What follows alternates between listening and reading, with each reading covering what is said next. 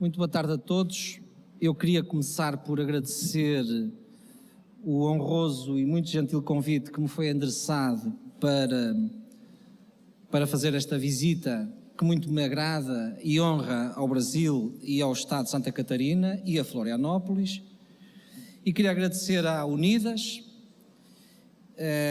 na pessoa da sua presidenta, a doutora Denise, e em especial ao doutor Toro da Silva, que fez o favor de se lembrar de um professor da Faculdade de Direito de Coimbra, com este português um pouco bárbaro para os vossos ouvidos, mas que se vai esforçar por trazer duas ou três ideias sobre o Estado regulador, sobre a regulação e sobre a experiência que nós estamos vivendo, é essa experiência que eu conheço, que nós estamos vivendo na Europa e em concreto em Portugal, na regulação da saúde e num momento que é um momento, como saberão pelas notícias, que é um momento difícil para a economia, para as finanças, para a fazenda pública dos Estados europeus e muito em especial para a portuguesa. Eu queria começar por o tema da intervenção é este, à volta destes tópicos: Estado regulador, desregulação e autorregulação. É à volta destes tópicos que a minha intervenção vai evoluir, começando por estas ideias. Como é que nós chegamos ao Estado regulador? É frequente dizer-se que passamos de uma fase do chamado Estado social, o Estado administrativo social, para um novo estágio, novo patamar do Estado regulador.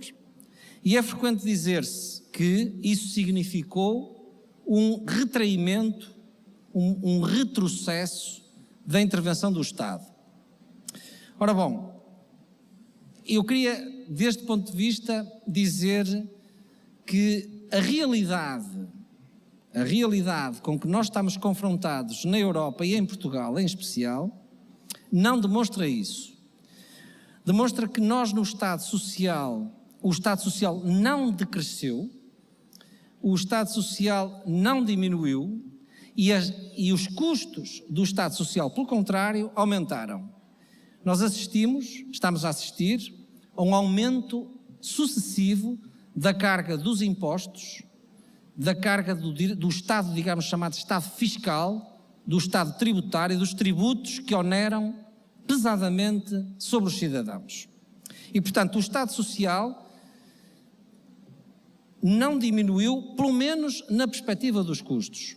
O que acontece então é que o Estado regulador aparece, a ideia de um Estado regulador aparece, sobretudo para significar, para explicitar, diria assim, para significar uma forma típica de intervenção pública em áreas que são áreas da chamada economia privada, onde temos tipicamente os novos serviços de telecomunicações, os serviços de eletricidade, os serviços, os bancos, os serviços das instituições de crédito, os serviços de prestação de seguros.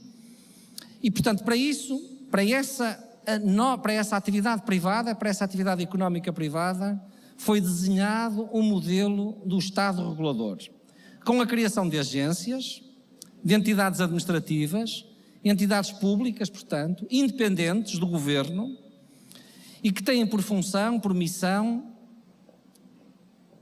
vamos dizer assim, regular esses mercados. Tipicamente, a situação, digamos, modelo, é a situação daquilo que na Europa chamamos, e aqui no Brasil também, chamamos os serviços públicos económicos. Aquelas atividades públicas e económicas que o Estado vinha fazendo desde o início do século XX, nos transportes, nas comunicações, na eletricidade, na distribuição domiciliária de água. Enfim, são atividades de natureza económica que o Estado desenvolve contra o pagamento de um preço. Estas atividades foram privatizadas, foram remetidas para o mercado e o Estado regulador aparece aí. O Estado deixa de ser produtor do serviço e passa a regular, passa a estabelecer, diria assim, passa a estabelecer a disciplina dessas atividades económicas. E o que é que acontece na saúde, no caso português? Qual é a experiência que nós temos na saúde e nos planos securitários e de apoio assistencial no domínio da saúde? O que nós temos aí é tipicamente um estado de serviço público. Um esquema montado com a Constituição Democrática de 1976, um esquema montado de um serviço público de saúde, garantido pelo Estado, de acesso universal para os cidadãos. E a Constituição diz mais, de um serviço de acesso universal e tendencialmente gratuito.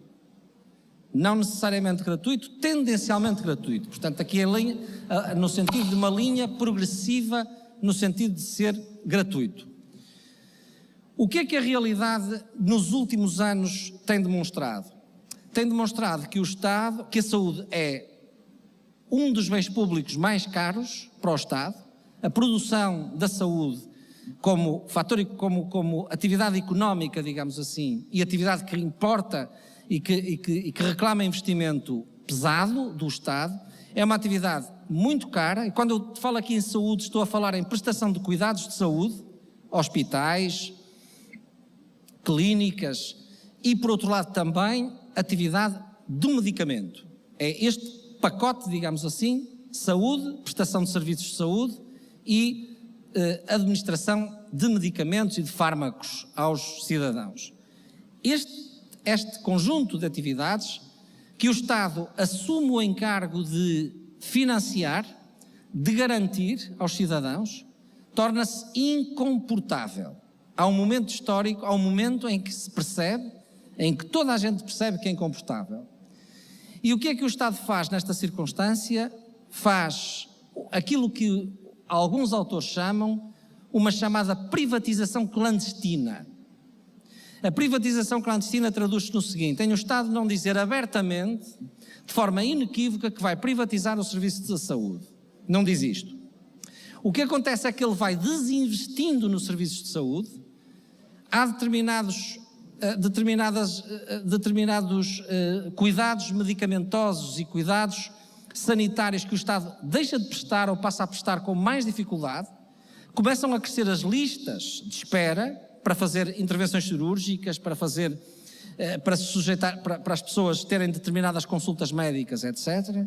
E isto cria as condições para que comece a desenhar-se um sistema concorrencial no setor privado. Puro, diria assim. No setor privado puro. Setor privado com um ânimo lucrativo, com hospitais privados, com clínicas privadas, mais ou menos sofisticadas, com serviços de prestação aos cidadãos caros e que estão fora do sistema nacional público de saúde. E o que é que então o Estado faz para esta nova realidade da saúde privada? O que o Estado faz é criar uma entidade, que é a chamada ERS, Entidade Reguladora da Saúde, que vai ter por missão, precisamente, definir as regras para este mercado. A saúde é encarada como, a prestação de serviços de saúde é encarada como atividade económica que deve ser regulada pelo Estado através de uma agência independente do Governo, a tal entidade reguladora da saúde, que tem essa missão de disciplinar esta atividade económica, verificar se os profissionais de saúde estão credenciados para exercer as atividades que exercem, verificar se não há políticas de preços anticoncorrenciais, verificar se as condições dos hospitais privados obedecem aos parâmetros internacionais definidos para o efeito. É esta a função que o Estado desenvolve no setor privado. Deixem-me dizer, entretanto, aqui, que a este setor privado se acrescenta, com uma importante força e uma importante dimensão, o chamado setor da economia social. Corresponde àquilo que no Brasil chamam o terceiro setor. O setor da economia social, que está muito baseado nas misericórdias em Portugal e nas chamadas instituições de solidariedade social, é um setor muito importante neste momento de crise económica e financeira do país, é muito importante, e estas entidades também têm os seus hospitais, também têm as suas clínicas e prestam serviços de saúde em concorrência com o setor privado e com o setor público. E o Estado o que faz é regular também estas atividades, estas entidades. Portanto, o que é que nós temos aqui? Temos um modelo de regulação da saúde, um modelo em que o Estado, diria assim, em que o Estado tem duas faces na intervenção da saúde. O Estado é, por um lado, um operador económico, é um prestador de serviços, tem hospitais, tem clínicas, tem... Portanto, aliás, está nesse setor a corresponder a uma incumbência e uma responsabilidade constitucional de gerir e garantir um Serviço Nacional de Saúde. Portanto, por um lado, o Estado é um ator na prestação de serviços de saúde e, por outro lado, ele é um regulador. É isto que, no fundo, traduz aqui a ideia de responsabilidade pública de garantia. É uma ideia que está muito hoje em voga nas doutrinas europeias, alemãs e italianas e francesas, que é a ideia de garantia. O Estado não pode fazer tudo, mas não pode fazer tudo no domínio do Estado Social, mas deve criar as condições para que garantir que os cidadãos tenham acesso a serviços essenciais, mesmo que não seja ele a prestá-los, a serviços essenciais a um preço adequado. Esta é a ideia base do conceito de responsabilidade pública de garantia. E é isto que o Estado está a fazer no setor da saúde. A crise do Estado Social, a que eu já há pouco fiz referência, a crise do Estado Social é, no fundo, a crise de um Estado que assumiu obrigações e responsabilidades que não tinha possibilidade de cumprir. O caso mais exemplar que se invoca no caso português, na situação portuguesa, é exatamente a saúde. O Estado é incomportável para o Estado assegurar ele mesmo um serviço gratuito de saúde, com todas as prestações de saúde para os cidadãos.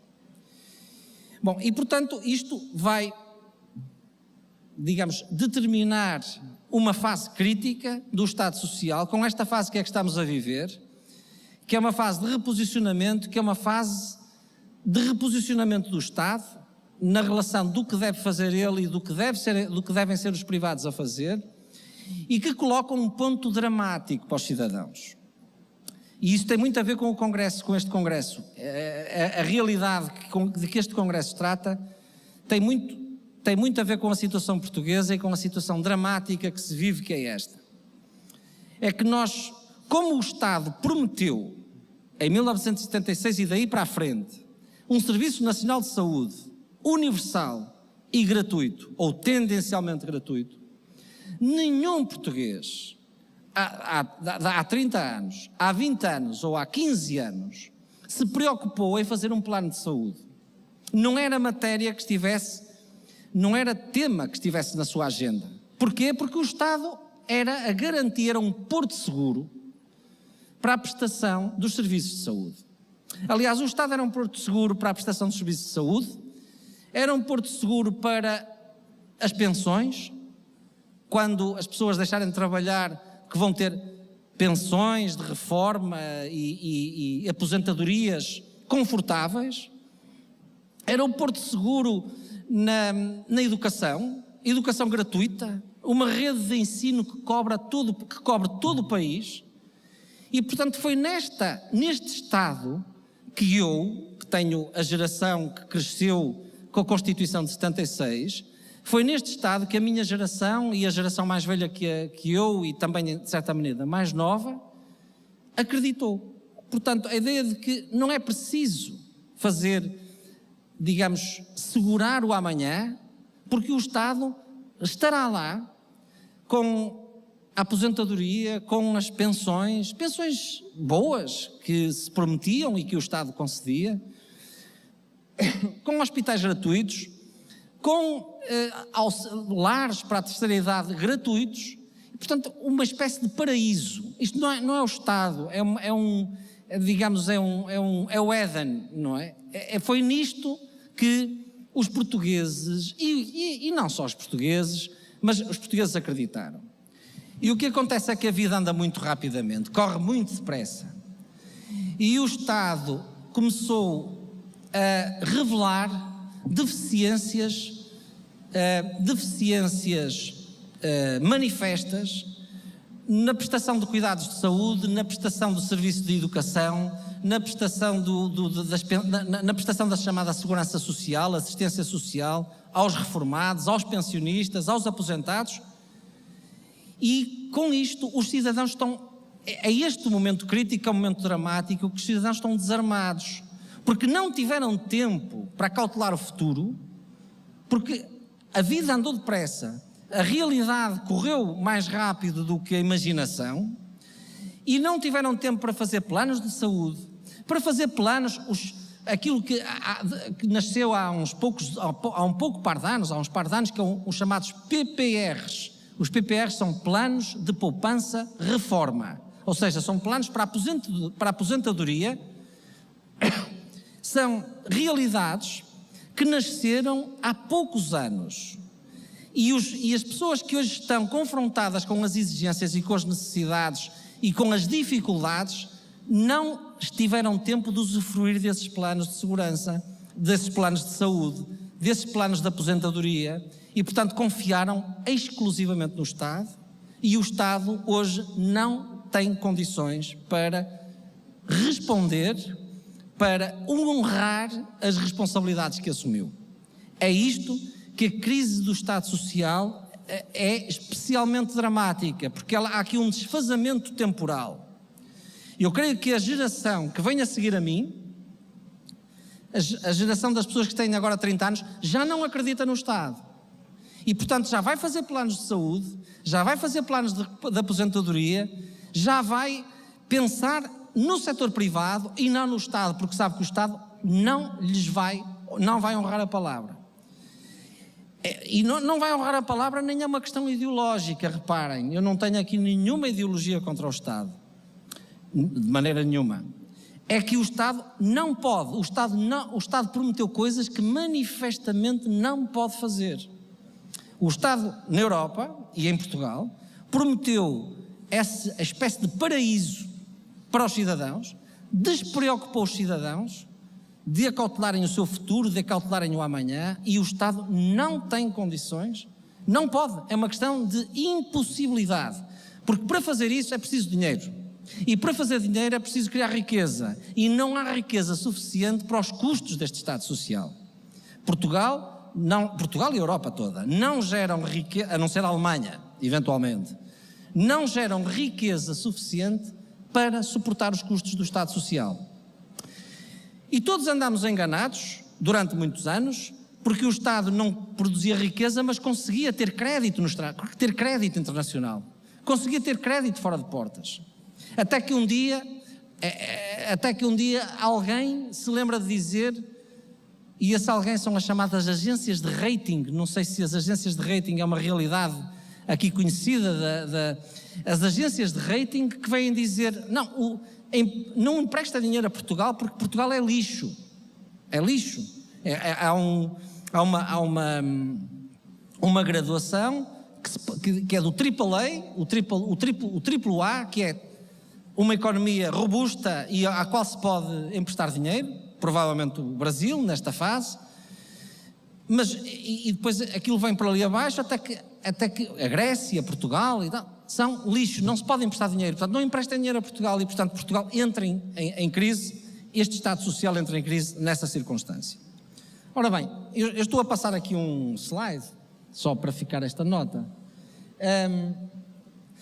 que é importante para falarmos. Estava a passar, mas na verdade só uma ligeira referência. E uma ligeira referência para dizer isto. Para dizer que este ambiente, aquilo que nós chamamos regulação, é portanto representa uma intervenção do Estado, que pode ser uma intervenção pesada, que pode ser uma intervenção robusta, e nós, a verdade, para dizer a verdade toda, no caso português, estamos efetivamente a construir um Estado regulador robusto. O que é que eu quero dizer com isto? Um Estado regulador robusto é um Estado regulador, é um Estado que tem instrumentos para regular efetivamente o mercado, para impor sanções aos operadores económicos que não cumprem, para definir regras rigorosas para os operadores económicos, seja na saúde, seja nos seguros, seja na atividade bancária ou seja na atividade de energia. Portanto, o Estado português, em grande medida, porque há uma formatação europeia destas regras, mas não só por isso, o Estado português dotou-se de um arsenal de medidas regulatórias, de instrumentos de regulação que permitem, efetivamente, pôr o mercado a funcionar de forma vigiada, acompanhada pelo Estado, pelo setor público. Portanto, a regulação traduz isto e eu diria que numa espécie de síntese ou de balanço sobre os últimos anos do Estado regulador. Nós acabamos de fazer uma reforma, duas reformas importantes em Portugal. Uma foi uma nova lei da concorrência, uma nova lei da concorrência que é uma lei bastante avançada, e por outro lado uma lei das entidades reguladoras independentes, que também é uma lei inovadora e avançada, e portanto eu creio que as apostas, pelo menos ao nível legislativo, do Estado regulador em Portugal são apostas que têm sido corretas. Mas, portanto, o Estado regulador gera dentro de si situações de tensão e situações que reclamam a desregulação, que é o que tenho ali. A desregulação aqui que eu quero traduzir com este sentido. A desregulação, portanto, significa um movimento contrário à regulação e significa, no fundo, uma aspiração do mercado e dos operadores económicos que é quanto menos regras, melhor. No fundo, as regras, a existência de regras, a existência de um Estado regulador robusto é alguma coisa que os operadores económicos não gostam. Desde logo têm que pagar taxas, chamadas taxas regulatórias, e depois têm que sujeitar ao regulador, que lhes pede informações, que lhes fazem inspeções, que os obriga a fazer isto e a fazer aquilo, e, portanto, e que os sanciona com sanções pesadas, com multas pesadas, e portanto os operadores económicos não gostam. E portanto há uma pressão, que é uma pressão em grande medida também comandada a partir do centro da Europa, da União Europeia, uma pressão no sentido de desregular o mercado, desregular os mercados. E desregular significa desde logo o quê? Significa aliviar ou abolir os controlos públicos prévios à partida. A figura que certamente todos conhecem, a figura das autorizações administrativas, que é preciso pedir uma autorização para construir uma casa, é preciso uma autorização para abrir um salão de cabeleireiro, é preciso uma autorização para abrir um pequeno supermercado, um pequeno mercado. Bom, pois essa figura, claramente, no direito português, está eu diria, em declínio, mas declínio acentuadíssimo. E é substituída, essa figura da autorização, por esta que não está aqui o nome, mas que é a figura da comunicação prévia. Isto é, o operador económico privado, em vez de pedir uma autorização para abrir um salão, uma agência de viagens, ou para exercer uma atividade de um pequeno restaurante ou de um hotel, bom, em vez de pedir uma autorização, sob sua responsabilidade, emite uma declaração que diz: eu vou cumprir as regras, chama-se isto comunicação prévia, e esta é itens, diria assim, um dos eixos para o qual aponta com muita força o direito da União Europeia, com uma famosa regulamentação chamada Diretiva Serviços, que aponta precisamente para a liberalização do acesso ao mercado, a liberalização do acesso ao mercado, isto é, o mercado ser franqueadas as portas aos operadores económicos que lá querem entrar, portanto poderem entrar sem autorização e com a sua declaração de responsável, a declaração de que vão cumprir as regras, de que todas as regras estão cumpridas. Esta é uma tendência forte, que é uma tendência contra a regulação, contra o Estado regulador, e é uma tendência que está a desenhar-se e está a evoluir ao mesmo tempo em que evolui o Estado regulador. Portanto, nós temos no terreno, digamos, tendências contraditórias, se é possível dizer assim. Por fim, uma outra realidade que está a par do conceito de regulação, que também é uma pretensão do mercado, uma pretensão dos atores económicos. Os atores económicos, repara, os operadores económicos, seja a vender planos de saúde, ou seja a vender eletricidade, ou a fazer um serviço de correios, ou a vender carne num açougue, seja o que for, os operadores económicos querem o mínimo controle possível do Estado.